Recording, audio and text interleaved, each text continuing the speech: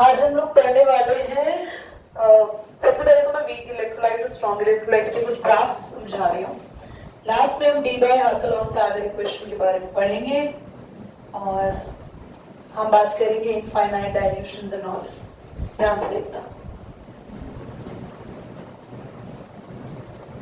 पिछली क्लास में मैंने आपको बहुत अच्छे से समझाया था कि मोलर कंडक्टिविटी और कंडक्टिविटी का अपॉन डाइल्यूशन के साथ क्या रिलेशन है। कुछ याद आया? हाँ, जितना वाटर ऐड करते जाएंगे, हाँ, और कंडक्टिविटी याद आ रहा है कुछ?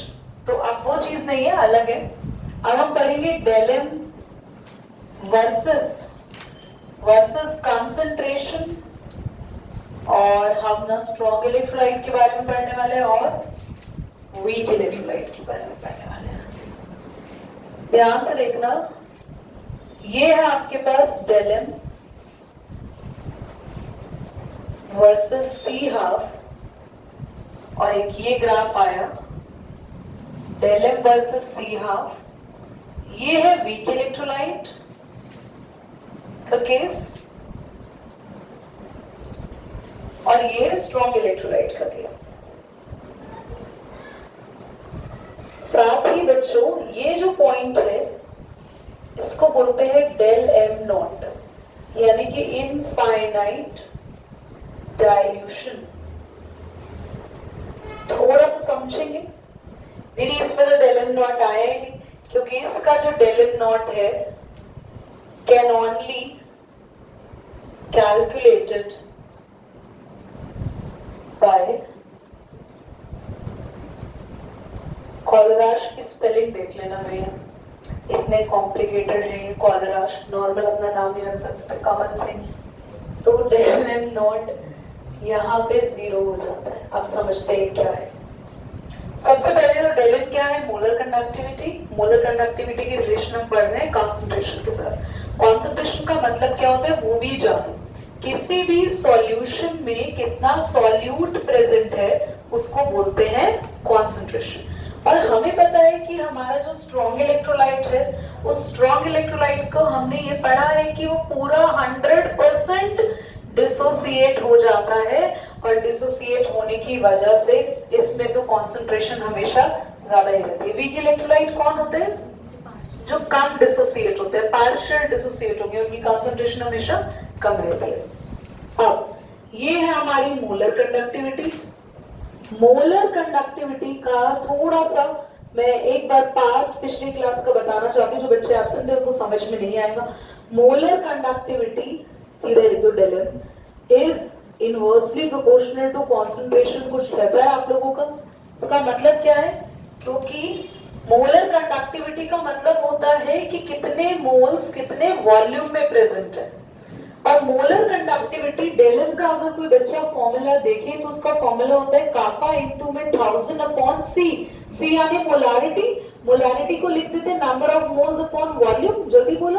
और वॉल्यूम अगर हम ध्यान से देखें तो वॉल्यूम ऊपर चला गया, यानी डेलम डायरेक्टली प्रोपोर्शनल होता है वी यानी वॉल्यूम के। और जितनी ज्यादा कॉन्सेंट्रेशन बढ़ती जाती है उतना वॉल्यूम कम होता जाता है। वॉल्यूम कम बढ़ता है जितना हम उसमें पानी डालेंगे और सॉल्वेंट डालेंगे। सॉल्यूशन का वॉल्यूम कौन डिसाइड करता है? सॉल्वेंट डिसाइड करता है। तो बच्चों कंसंट्रेशन का बढ़ना यानी कि वॉल्यूम का कम होना, और वॉल्यूम कम होएगा तो हमारी मोलर कंडक्टिविटी। इतना समझ आ गया?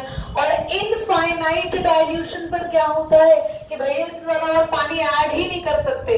तो इनफाइनाइट डाइल्यूशन पे हमारा डेल एम नॉट 0 क्यों हो जाता है? क्योंकि इनफाइनाइट डाइल्यूशन पे हमने इतना पानी डाल दिया, इतना ज्यादा मैक्सिमम हमने सॉल्वेंट ऐड कर दिया कि हमारे सॉल्यूट इतने माइन्यूट हो गए, उनकी कॉन्सेंट्रेशन इतनी कम हो गई कि भैया कोई कंडक्टिविटी आई ही नहीं। कंडक्टिविटी नहीं है यानी इलेक्ट्रिसिटी हम उससे जनरेट ही नहीं कर पाए, तो डेल एम हमारा 0 हो गया। इस केस में ऐसा क्यों नहीं हुआ? क्योंकि हमारे स्ट्रॉन्ग इलेक्ट्रोलाइट और वीक इलेक्ट्रोलाइट में एक फर्क होता है। ये जो आज का टॉपिक है ना बहुत बोरिंग है, मैं पहले ही क्लियर कर दूं। आधों के दिमाग में घुसता है पर आधों के साइड से निकल के चला जाता है। ये मैं अपने एक्सपीरियंस से बता रही हूँ। ये टॉपिक आप सबके दिमाग में घुस जाए इसकी गारंटी मैं खुद भी नहीं ले रही यहाँ पे। और ऊपर से जिन्होंने पिछली क्लास अटेंड नहीं करी तो उनको तो ऐसा लग रहा होगा कि आज की क्लास में ये क्या ही हो रहा है, ये क्या हो रहा है, मेरे को समझ नहीं आ रहा। तो पिछली क्लास वाले तो थोड़े थोड़े भुक्त भोगी है कि वो तो समझ कर आए हैं, बट आज वाली क्लास वाले बच्चे तो ऐसे बैठे होंगे कि जैसे दशहरा देखने आए हैं, इनको पता ही नहीं है रावण कहाँ खड़ा है, बस ऐसे ऐसे देख रहे हैं। तो वही आज यही हो रहा है और यही समझना है, ऐसे ही समझना है इसको। पर कॉन्सेंट्रेशन यहाँ रखो, फोकस यहाँ रखो, ये समझ में आएगा। मैं फिर से वापस से शुरुआत करूं। स्ट्रॉन्ग इलेक्ट्रोलाइट वो होते हैं जो कंप्लीटली डिसोसिएट हो जाते हैं। आप कितना ही पानी डालो वो और ज्यादा डिसोसिएट नहीं होंगे। तो आपको पता है स्ट्रॉन्ग इलेक्ट्रोलाइट की कंसंट्रेशन जो है वो एक बार जितना उन्होंने ब्रेक किया उतने ब्रेक हो गए। पर वीक इलेक्ट्रोलाइट क्या होते हैं, धीरे धीरे ब्रेक होते हैं, धीरे धीरे ब्रेक होते हैं। तो इसलिए धीरे धीरे ना आपका ग्राफ कुछ इस तरीके से दिखा रहा है डेलन को। ये इस तरीके से क्यों दिखाया, क्योंकि हमारे वीक इलेक्ट्रोलाइट की कंडक्टिविटी धीरे धीरे बढ़ती है। क्यों धीरे धीरे बढ़ती है वीक इलेक्ट्रोलाइट की कंडक्टिविटी, क्योंकि वो पार्शियली ब्रेक होता है। स्ट्रॉन्ग इलेक्ट्रोलाइट की कंडक्टिविटी क्या है, वो तो भाई तुरंत ही स्ट्रॉन्ग इलेक्ट्रोलाइट ब्रेक हो जाता है तो उसकी कंसंट्रेशन शुरू से ही हाई रहती है। तो इसीलिए हमारे स्ट्रॉन्ग इलेक्ट्रोलाइट के केस के अंदर ग्राफ एकदम स्टेडी डिक्रीज में जाता है। ऐसा भी नहीं जाता बल्कि कुछ ऐसा ही रहता है। अगर आप अपने एनसीईआरटी में देखो तो कुछ इस तरीके का ग्राफ बना होगा। पर हमारे वीक इलेक्ट्रोलाइट क्योंकि इनका धीरे धीरे डिसोसिएशन होता है, धीरे धीरे ये कंसंट्रेशन डेवलप करते हैं। तो जैसे जैसे ये कंसंट्रेशन बढ़ाते जाएंगे अपनी, जैसे जैसे इनके अंदर और आयंस बनते जाएंगे, हमारा ओवरऑल वॉल्यूम कम होता जाएगा। जो पानी है, जो सॉल्वेंट है, वो कम होता जाएगा। और हमारा वॉल्यूम कम होगा तो हमारा डेलन भी कम होगा और डेलन ग्रेजुअली डिक्रीज करेगा। समझ में आया? इस केस के अंदर हम डेलन नॉट को एक्चुअली में कैलकुलेट कर पाते हैं और उसको कैलकुलेट करने के लिए किसने अपना लॉ दिया है, कॉलराश ने। इस केस में डेलन नॉट क्यों नहीं निकाल पाते, क्योंकि इनफाइनाइट डाइल्यूशन जब आ गया, यानी आपने इतना सारा पानी ऐड कर दिया कि स्ट्रॉन्ग इलेक्ट्रोलाइट जितने थे वो बहुत ही कम हो गए, माइन्यूट हो गए और डेलन नॉट जीरो हो गया। इसके केस में क्या होता है, जैसे जैसे पानी ऐड करते हैं वैसे वैसे कंसंट्रेशन बढ़ती है और डिसोसिएट होता है और डिसोसिएट होता है। तो इनफाइनाइट डाइल्यूशन पे जीरो नहीं होता और ज्यादा डिसोसिएट होता है। और कितना डिसोसिएट होगा, 100% तो नहीं हो पाएगा क्योंकि वीक है, स्ट्रॉन्ग तो बन नहीं पाएगा। तो कितना डिसोसिएट होगा उसको कैलकुलेट करा जा सकता है और कौन बताएगा? समझ में आ गया? ये स्टेडी डिक्रीज क्यों हो रहा है पता चल गया, क्योंकि स्ट्रॉन्ग इलेक्ट्रोलाइट एक बार में पूरा का पूरा ब्रेक हो जाता है और पूरा का पूरा ब्रेक हो जाता है तो जो कंसंट्रेशन है वो ऑलमोस्ट फिक्स रहती है, वही रहती है। पर वीक इलेक्ट्रोलाइट धीरे धीरे ब्रेक होता है तो डेलन भी उसके अकॉर्डिंग धीरे धीरे ग्रेजुअली डिक्रीज करता है। स्ट्रॉन्ग इलेक्ट्रोलाइट में डेलन नॉट जीरो क्यों हो जाता है, क्योंकि इनफाइनाइट डाइल्यूशन पे इतना ज्यादा वॉल्यूम ऐड कर चुके होते हैं हम लोग कि उस टाइमिंग पे हमारे के आयंस जो होते हैं वो बहुत माइन्यूट रह जाते हैं, बहुत कम रह जाते हैं और उनकी हेल्प से कंडक्टिविटी नहीं निकाल पाते तो वो ऑलमोस्ट जीरो हो जाती है। इन केस में जितना पानी डालेंगे, जितना डाइल्यूशन करेंगे उतना ज्यादा डिसोसिएट होंगे। इनफाइनाइट डाइल्यूशन पे ये मैक्सिमम डिसोसिएट होते हैं तो इसलिए हम इनकी conductivity by the help of Kohlrausch calculate करते हैं। ठीक है, ये डी बाय हाकल सा अगर इक्वेशन है, del m is equal to del m not, a is the constant. बच्चों इस इक्वेशन पे कोई भी न्यूमेरिकल सीबीएसई में नहीं, मतलब नहीं आएगा, बट एंट्रेंस में आती है ना, that's why I just make it. Kohlrausch law हमारे पास है जो कि हमें हेल्प कर रहा है डेल m नॉट को कैलकुलेट करने के लिए। बच्चे लास्ट में देखो हमने लिखा भी था कि del m not weak electrolyte के केस में सिर्फ किस लॉ की हेल्प से कैलकुलेट किया जाता है, कॉलराश लॉ। तो कैसे कैलकुलेट किया जाता है थोड़ा सा वो ध्यान से सीखिए। सबसे पहले कॉलराश लॉ है क्या, कॉलराश लॉ क्या कह रहा है कि इनफाइनाइट डाइल्यूशन पर अगर आपको, इनफाइनाइट डाइल्यूशन का मतलब जब हमने मैक्सिमम अमाउंट ऑफ सॉल्वेंट उसमें ऐड कर दिया, इनफाइनाइट डाइल्यूशन पर अगर आप लोगों को किसी भी सॉल्यूशन की मोलर कंडक्टिविटी कैलकुलेट करनी है तो वो उस टाइम पर इंडिविजुअल आयंस की कंडक्टिविटी के सम के इक्वल होगी। समझ नहीं आया होगा, दोबारा समझो। फॉर एग्जाम्पल आपने NaCl लिया और उसको वाटर में डाला और एक सेकंड के लिए मान लो कि it is a weak electrolyte, although it is not, but we are actually considering it. और NaCl को हमने इतना पानी में डाल दिया, इतना वाटर में डिसॉल्व कर दिया कि हमने इनफाइनाइट डाइल्यूशन उसका कर दिया। अब जब मुझे उस सॉल्यूशन का डेल m नॉट निकालना है तो कॉलराश भैया ने क्या बोला, उन्होंने बोला कि इस सॉल्यूशन का del M not Na+ ion और Cl माइनस आयन की इंडिविजुअल कंडक्टिविटी के सम के इक्वल होगा। मतलब जितने आयन उस टाइम पे वहां प्रेजेंट है, क्योंकि दीदी जितने आयन प्रेजेंट है का क्या मतलब है, NaCl जितना डाल रहे होते हैं आयन प्रेजेंट होंगे। पर बात को गौर से सुनना, मैंने किस इलेक्ट्रोलाइट की बात करी है? वीक इलेक्ट्रोलाइट पूरा का पूरा डिसोसिएट थोड़े बहुत आयन देता है। तो क्वार्क ने ये बोला कि जितने आयन, देखो स्ट्रॉन्ग इलेक्ट्रोलाइट के केस में तो कैलकुलेट ही नहीं करना, क्योंकि स्ट्रॉन्ग का तो डेल एम नॉट क्या होता है? 0। तो वीक इलेक्ट्रोलाइट का डेल एम नॉट क्या होगा? जितने आयन उस समय उस सॉल्यूशन में प्रेजेंट है उन सबकी इंडिविजुअल कंडक्टिविटी को प्लस कर दो। समझ में आया? ओके। तो इसकी पहली एप्लीकेशन हो गई कि हम डेल एम नॉट कैलकुलेट कर सकते हैं। सेकेंड, हम अल्फा कैलकुलेट कर सकते हैं डिग्री ऑफ डिसोसिएशन की। कोई वीक इलेक्ट्रोलाइट है तो भाई कितना % डिसोसिएट होगा वो कौन बताएगा? ये बताएगा। फॉर्मूला क्या होता है? डेल MC अपॉन, इसको ऐसा भी लिख सकते हैं डेल और डेल नॉट। अब मैं एक और फॉर्मूला दे रही हूं, हम निकाल सकते हैं डिसोसिएशन कांस्टेंट यानी के, जिसका फॉर्मूला होता है C∝² अपॉन 1 माइनस अल्फा। मैं एक फॉर्मूला लिख रही हूँ, एंट्रेंस एग्जाम में इस बार के जेई के पेपर को उठा लेना, एक क्वेश्चन आया था, what is the dissociation constant according to the quark law. मैं इसको बना रही हूँ, अगर आप ये बनाना जानते हो तो हो जाएगा। तो उन्होंने ना एक्चुअली इसको ऐसे लिख दिया, बच्चे कंफ्यूज नहीं, उन्होंने तो खाली डेल एम देखा, they have written like this. तो उन्होंने फॉर्मूला कैसे बनाया इसका?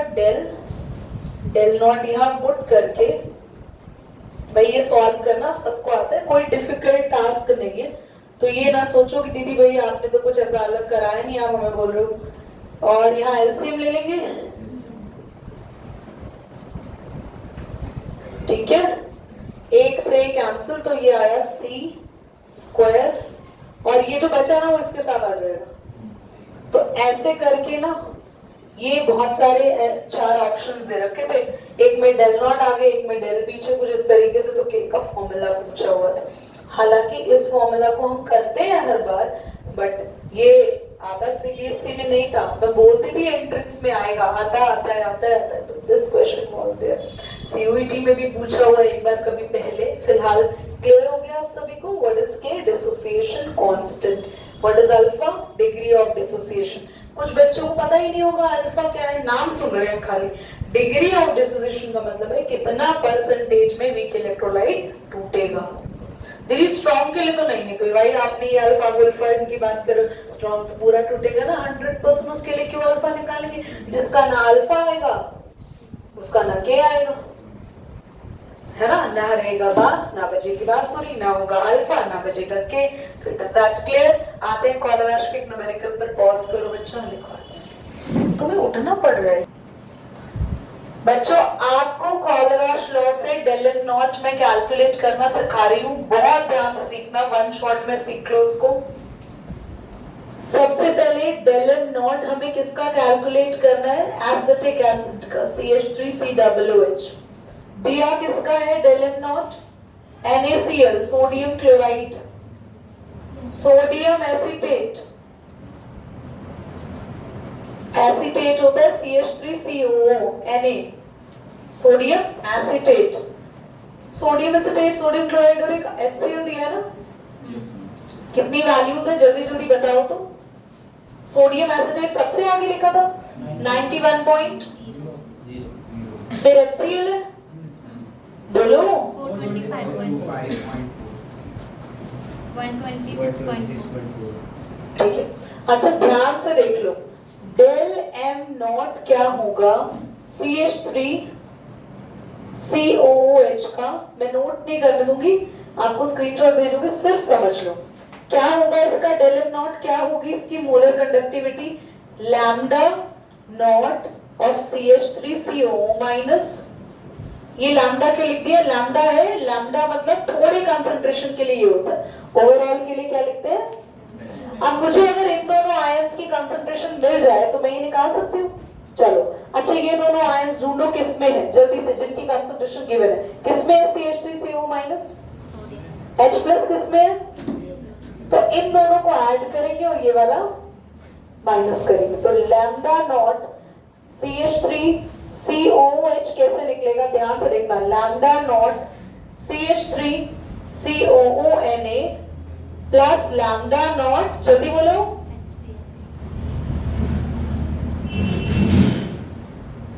HCl minus NaCl। पर इसको बेटा ऐसे ना ओपन करके भी लिखना है, del not CH3 CO minus, del not CH3 CO minus के बाद बोलो Na plus plus del not H plus del not, minus से आगे के साइन चेंज हो जाएंगे, del not Na plus del not Cl minus, del नहीं lambda है, वहां पे डेल Na प्लस से Na प्लस कैंसिल और Cl माइनस से क्या बचा, ये बच गया।